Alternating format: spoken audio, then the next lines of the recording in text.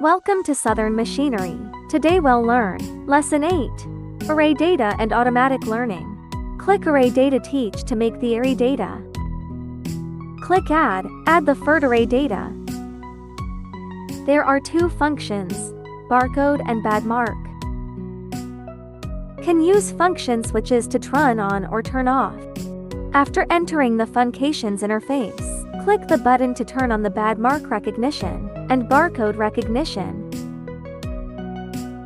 Return to the Array Data Teach interface. The two functions can be used. Bad mark is used to identify broken boards, to avoid plugins to broken boards. Barcode is used to read a specific QR code on the board to determine the specific part on the board. Both functions can be customized to meet the needs. Array Data completed. Click Plug Data Learn for automatic learning. Click Array Extend Generate the completed array data. Click Plug Data Teach and enter the automatic learning interface. Click Autosticity. The machine automatically corrects the position of the parts.